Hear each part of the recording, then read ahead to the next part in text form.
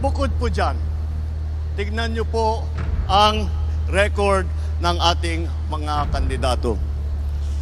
Wala sa kanila ang may bahid ng dugo dahil sa tukhang.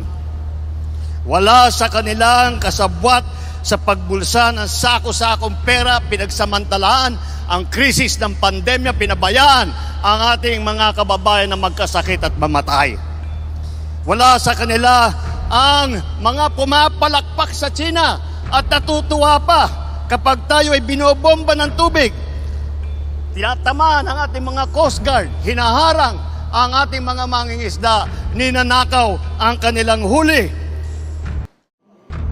Noong panahon na umupo si Presidente, kung mas mababa ang presyo ngayon ng pagkain,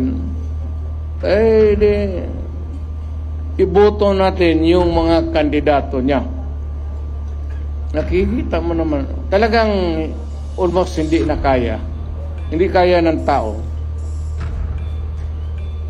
Ngayon, kung mas madali maghanap ng trabaho ngayon sa panahon niya,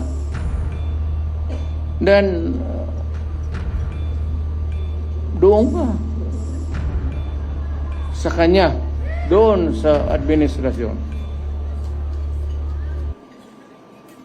Kung sa panahon na ito, kung pante ka na maglakad, na walang takot, nakakapagpasyal ka baski saan, wag mo nang bitawan si Marcos. Piliin mo na yung kandidato niya.